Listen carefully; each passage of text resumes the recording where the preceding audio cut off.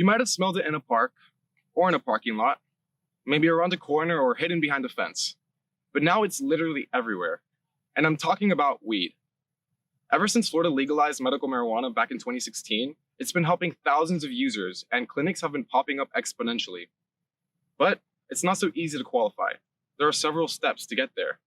So, journey with us into the process of getting a medical card here in Florida. This is the Need for Weed.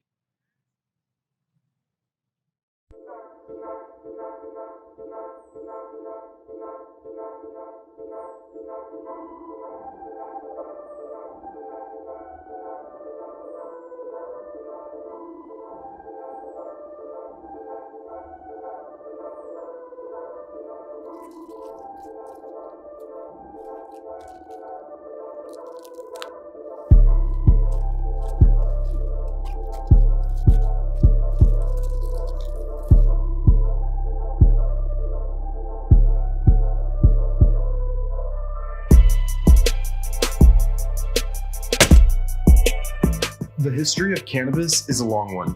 It was cultivated during the earliest days of the American colonies for its abundance of uses, and it wasn't until the attitudes during the Prohibition era changed all that. Marijuana was federally outlawed by 1931 and later declared a Schedule I drug by President Nixon in 1970. America's public enemy number one in the United States is drug abuse. And as of January 2019, a total of 33 states, including Florida, have legalized medical marijuana. I met up with Sam, an expert on medical marijuana in South Florida, for more information on the subject. Hi, I'm Samantha. I'm the Secretary of Health and Wellbeing here at FIU SGA. I'm also the Corporate Events Director and Outreach Manager for Miracle Leaf Health Centers.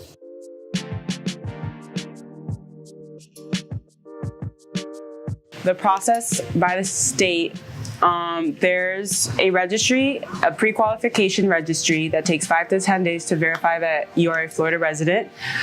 That's 5 to 10 business days. So maximum 2 weeks of approval. Within 5 to 10 business days, our clinic likes to have you come in for an appointment to see the certifying doctor. That way, when you get that 10-day approval of that Florida residency, you're able to go to the dispensary. Here in Florida, we call it a recommendation.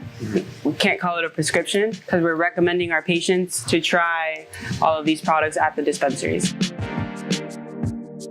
So there's 5 main methods: topical, oral, sublingual, suppository/rectal, and inhalation. Within inhalation, there is a smokable route for actual bud. That's where you're actually buying marijuana and grinding it, rolling it yourself, or you can buy pre-roll. That one has a specific regulation. That one is to have 2.5 ounces or buy 2.5 ounces from the dispensary. Stigma around the topic persists, but medicinal cannabis continues to help millions of users worldwide. The future of this miraculous plant depends on much needed research and education. Visit your local dispensary to find out more. As a millennial in Miami, nightlife and entertainment can be a huge part of our lives. Being a young adult here in Miami, sometimes you feel like you're lost or you have nowhere to go. But here in Miami, there's something for everyone.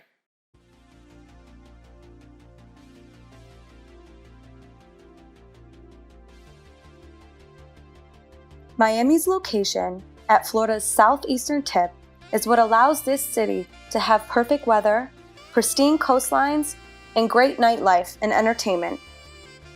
Because of Miami's subtropical location, combined with its multicultural influences, the city offers exciting entertainment for all walks of life. When many people think of Miami, the first thing that comes to mind is, it's time to party. And don't get me wrong, in many ways, this is true.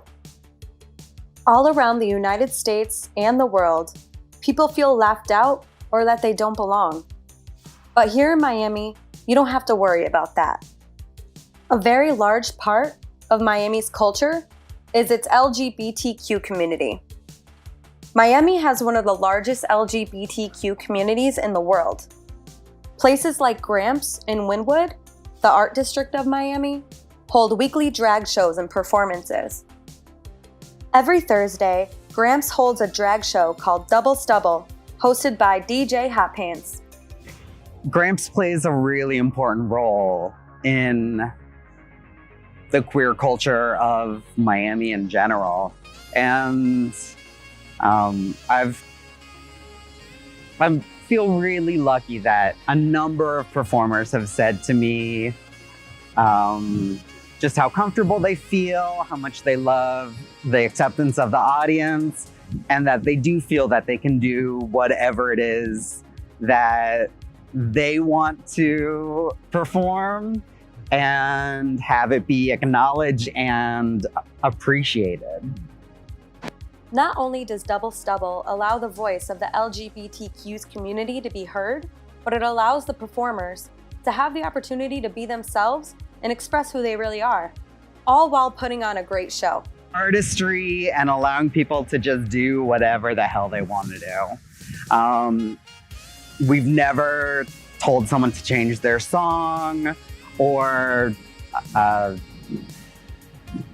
we really always wanted it to be like, this is a free space where you can perform what you want to. If you need to do an emotional ballad, or if you just want to like do a bunch of high kicks, either way is fine.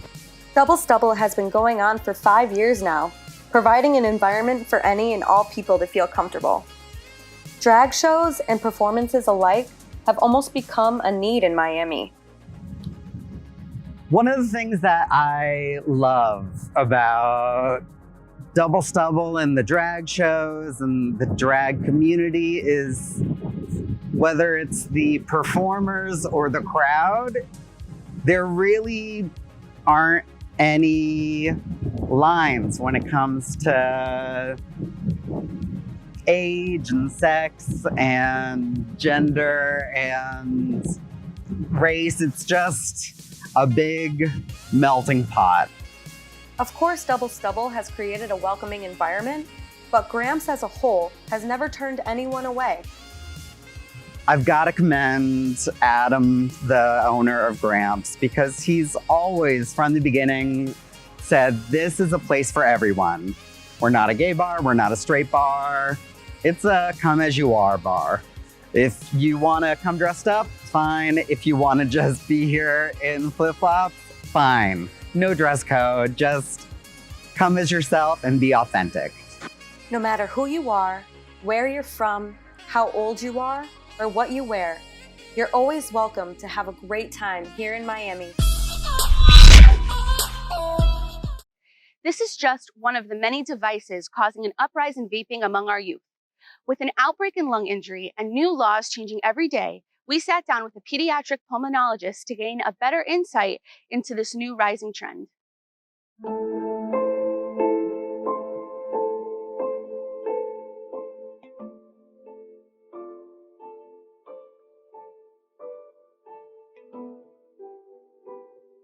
I'm Dr. Mario Rube. I'm a pediatric pulmonologist. I was trained in the Children's Hospital of Philadelphia. I have privileges here at the Nicholas Children's Hospital, at the Joe DiMaggio Children's Hospital, and at Kendall Regional Hospital. The first thing we asked Dr. Rube was how he believes vaping first evolved. As you know, in the last decades of the 20th century, the cigarette companies and tobacco manufacturers were sued actually by, it was a very large lawsuit that it was won, and they were supposed to publish articles and media to stop smoking for a lot of the population and to prevent cancer of the lung, of the airways, of the tongue, of anything air from the airways down to all the way to the end of the alveoli and in the rest of the body as well. And there was a large campaign. So apparently, probably these people started developing alternative ways of inhaling the nicotine. With a recent rise in vaping among children in both middle and high school, we wanted to hear if Dr. Rube dealt with any local cases. The lungs have air, and if they have air in an x-ray, they'll look black. Black is air, that's healthy. This is healthy lung. This is the right lung, and this is the left lung. Now let me show you what happens with vaping.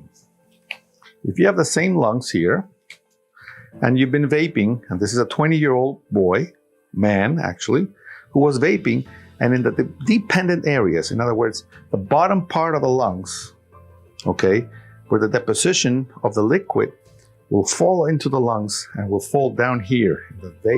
This is the area here, the dependent, in the back part of the lungs. And it causes changes in the lungs. You see? Changes. These are all different changes. These are more like nodules. And what effect does inhaling vape have on the lungs? Inhaled product from the e-cigarette is falling into the lungs, and as you're laying back, it's falling to the back of your chest, and it's causing damage, completely destroying the normal architecture of these little alveoli. So imagine if these alveoli, if you can see it, are getting full of this greasy substance, and it's breaking them up and causing blood and hemorrhage and pneumonias in these lungs. We are seeing deaths already, and that's what's waking up everybody to say, let's do something about it. We have to let the people know that e-vaping is dangerous and potentially very toxic and lethal. Okay? Fortunately, not everybody's going to die from it, thank God. But however, it's very important to let you know that it's not as safe as cigarettes. And that is one of the biggest problems we have. Anybody who does vaping, who's under the age of 18, has been informed by the CDC, the Center for Disease Control, and the government to please stop doing so. Anybody who's pregnant, we ask them please to stop vaping. And if you're thinking of getting pregnant, also stop vaping or stop inhaling e-cigarettes or ENDS, electronic nicotine delivery systems. Thank you. Miami has beautiful places, and hidden inside Hialeah, Florida is one of it. It's a hidden gem. It's a water sports complex that is home to the only wakeboarding attractions park in Miami. Here, you can step out of your comfort zone, take a leap of faith, and jump into the water.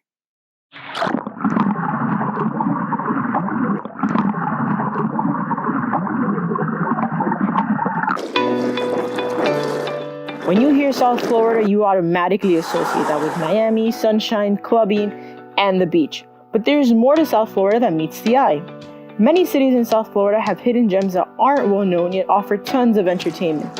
One of these hidden gems happens to be found in the public park Amelia Earhart Park. This 515-acre urban park is home to Miami Water Sports Complex, the only wakeboarding attractions park in South Florida. Wakeboarding is a common beach activity, but Miami Water Sports Complex is the only place where wakeboarders are given the opportunity to test their skills and feel that rush of adrenaline. The wakeboarding park's ramps allow wakeboarders to do tricks and jumps, letting their inner X-gamer out to play. Unlike most wakeboarding places that use a boat, Miami Water Sports Complex is the only place that uses a cable system. Although they do offer other services which use the boat like wake surfing, water skiing, and tubing, their most popular attraction is wakeboarding on the cable system. In only 5 years, Miami Water Sports Complex has made a name for itself, not only among locals, but with visitors from around the world. So I'm on a group tour. It's called Ultimate Wakeboard Road Trip by US Cable Tours, just to let you know. And basically it's like 6 or 7 days, and we're going to 4 different parks in Florida. Yeah, so we're going to one in Orlando, one here, 2 here actually, and 1 in Tampa as well. Yeah. I like the kind of adrenaline rush when you kind of do something that you didn't think that you could do.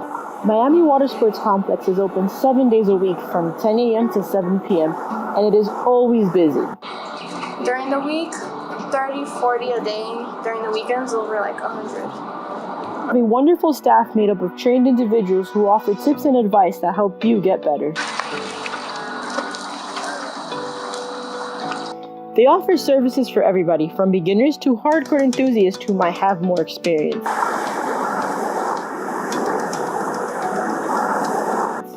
It's a type of activity that can be enjoyed by people of all ages and that motivates you to not give up, but rather get up and try again until you get it.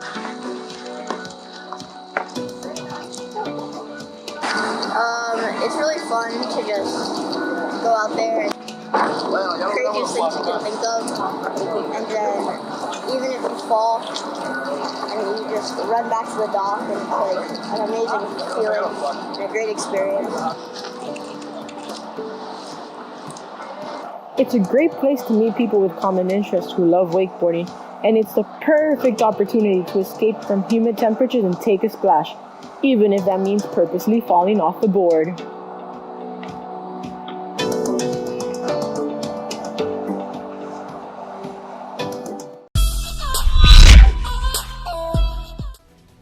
Women in gaming is often something you don't hear. However, our very own Victoria Perez is the first gaming commentator. We spoke with her about her accomplishments and struggles as a woman in a community dominated by men.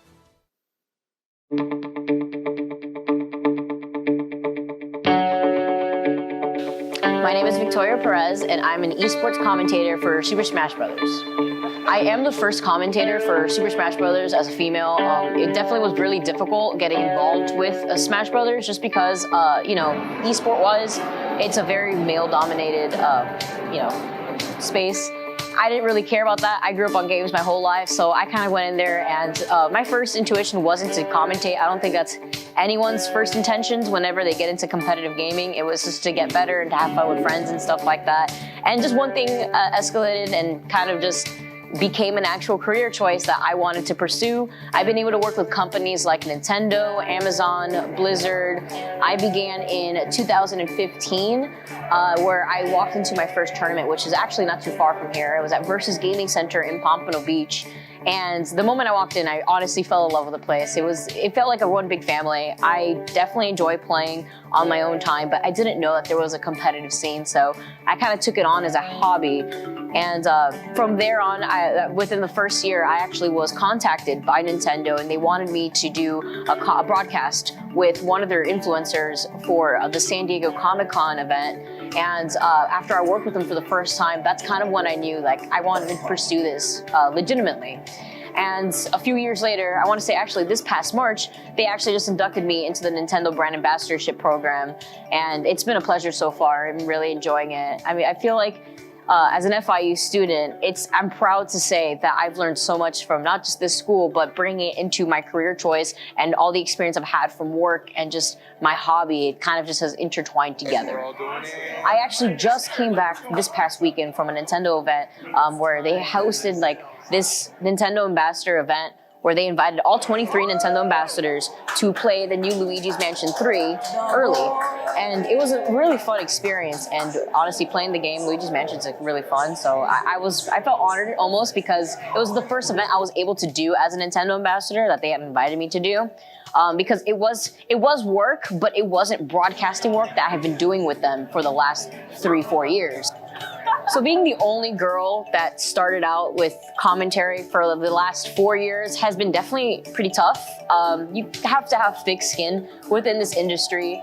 It's just the unfortunate truth that, being in a male-dominated, I would say, section of this type of industry, a lot of people just tend to automatically doubt what you know about the game and what you're saying. They automatically assume that you just don't really know what you're talking about. And it's unfortunate, but it doesn't bother me. I got hired for a reason. I'm there for a reason. I study, I have notes, I have my peers that have helped me grow. I've wanted to quit a bunch of times. I feel like anybody that gets involved with this as a woman would want to, but you're on Twitch. I stream on Twitch, so I know how the Twitch network works, but a lot of these tournaments are broadcasted on Twitch, so things can get nasty, things have to be filtered. Still doesn't bother me. I'm still doing my job, I'm still getting paid for it, so it's kind of like, oh, you can hold that, but I'm still gonna be doing me, I'm still gonna get hired whether you like it or not, and I'm still looking to grow and get better as a female commentator. Commuting in Miami can feel like such a mission.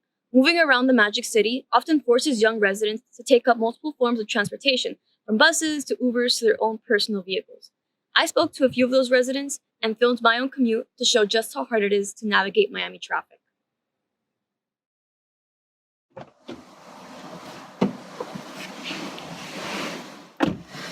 Alright, so I'm about to make my commute to BBC from my house. It's like 45 minutes to get there. Let's see how long it takes. this morning, considering it's 9 o'clock. So yeah, let's see if I make it to class early today.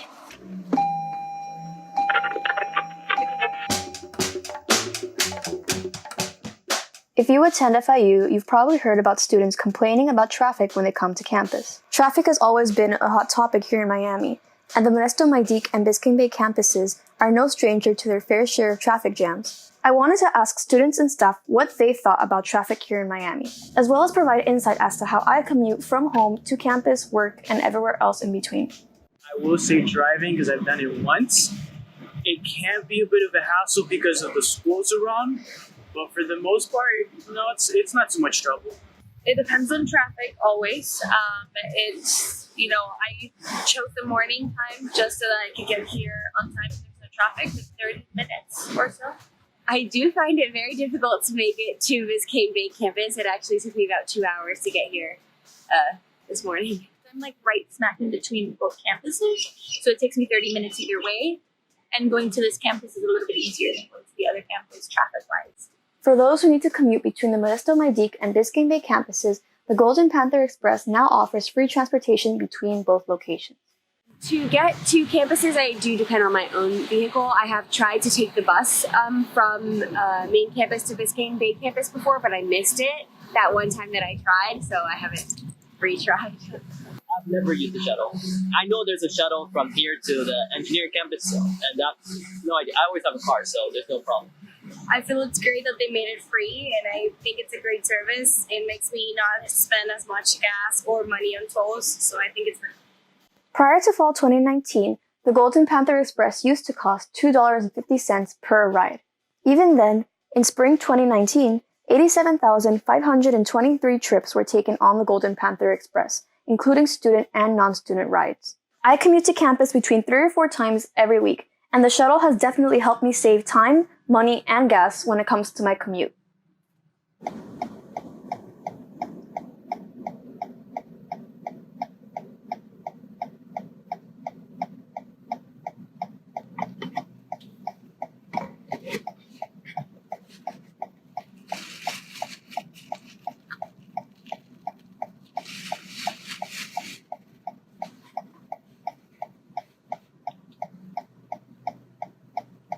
This is really fun to watch. Anyways, aside from the bus and my own car, the only other form of transportation I'll take in Miami are Ubers. I typically Uber from my job to the Modesto Maidique campus. From there, I'll either take the shuttle to BBC or take classes at MMC when need be. Even though transportation and buses are an option, many have criticized that they are not reliable here in Miami.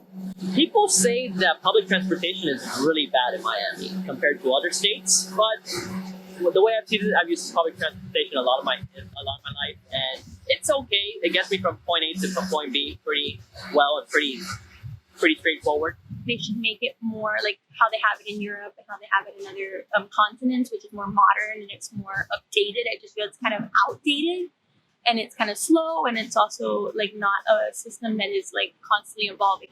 But based on my own experiences and those of students and staff at FIU, it seems like the most important thing you need on the road is a little bit of patience. Okay, I got to school like at 9:59, so it was like almost an hour, probably like 50 minutes, but I'm here. I made it, so that's good. Traffic wasn't too bad. It was just annoying, as always. There was a point where I almost got here late because the train hit us on Biscayne Boulevard, but I made it past that point. I'm gonna go so I can get to class. So yeah, thank you for joining me. A running joke is that college students are broke and struggling. Unfortunately, it's not a joke, and many students struggle to eat a decent meal. Luckily, college campuses are attempting to tackle this. We took a peek into Florida International University and what they're doing for students in need.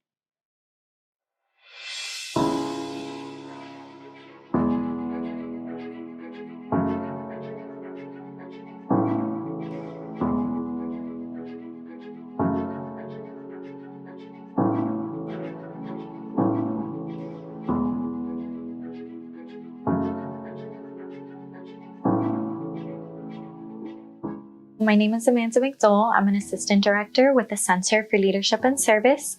I'm currently interim for leadership over on this campus, so that's why I have now taken over overseeing the food pantry alongside my colleague, Joanna Garcia, who is the associate director, and she oversees both pantries. So I'm working very closely with her to manage, keep stocked, and support our students that visit this campus. Hi, my name is Bella Gamba. I am a graduate student in the Higher Education Administration program, and I am the graduate assistant for the MMC Student Food Pantry. So the food pantry was started just a few years ago, and it started actually off as a concept.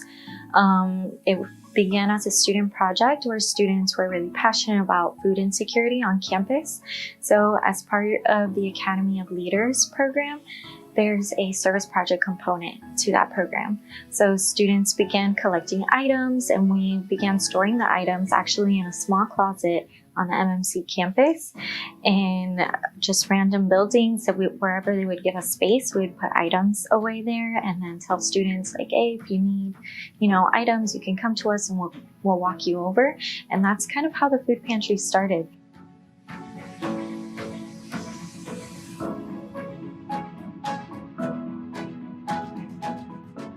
So here at the food pantry, we get donations from pretty much anyone who wants to donate.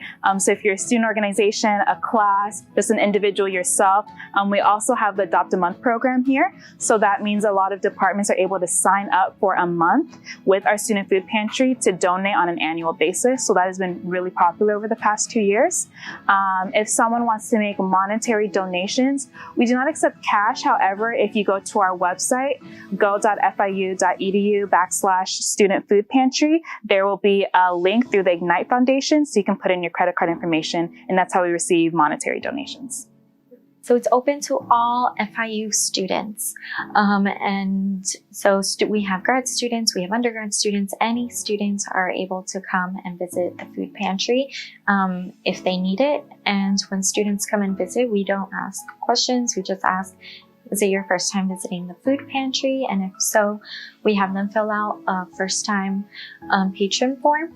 And once they have that form, they're able to come in and visit us at least once a week and take up to 10 pounds of food.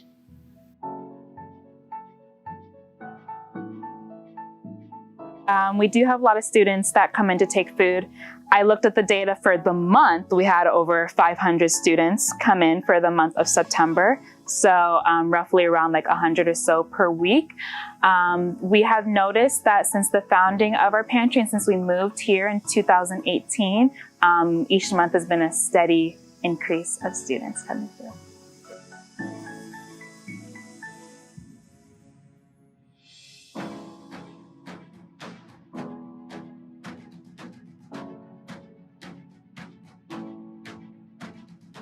Yeah. No. I am, yes. Yeah, I think so. No, I'm not. Yes. No? I was not aware. I actually just found that out yesterday. Oh, perfect. Ironically enough.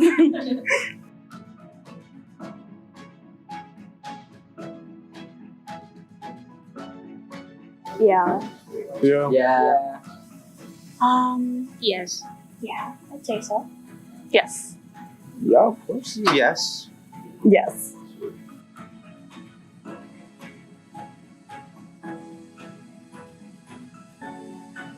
No. No. That's a tough one. I'm gonna say yes for me. I want to say no. No. No, not really. I mean, I'm kind of already like really, really broke. And I feel like that's kind of like the culture within college students. I don't think anyone really cares. I personally wouldn't care if people found out I was getting food from a food pantry, just because that's kind of like the norm where we're all complaining about like, I have no money, we're broke, we're poor. And I mean, if you don't have family to go to for food, then definitely like, I have no problem telling people, like, yeah, I got my food from the food pantry, and what?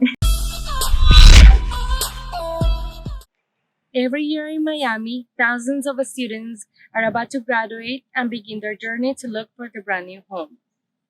In a city where rent prices only keep rising, it's become more challenging for Generation Zers and Millennials to look for their brand new home, but it is doable. Here are some tips and tricks on how to do it. This is Housing in Miami.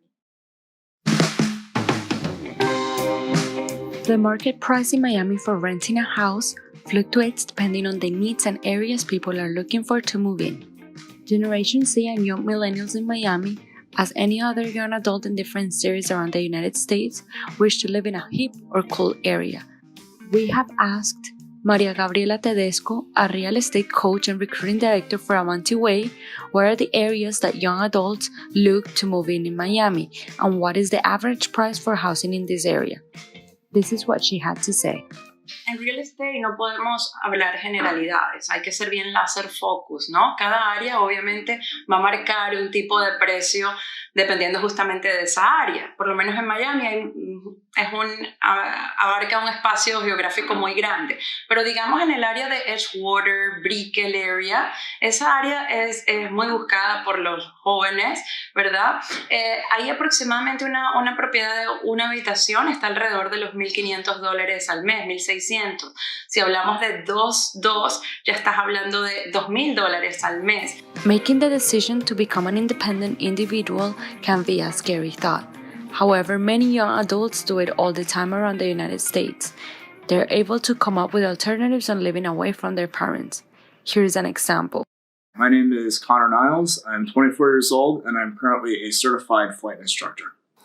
I graduated from The Ohio State University in 2017, and I've lived in the Columbus, Ohio metro area for 22 years. I decided with a group of very ambitious friends that we wanted to live as cheap as possible.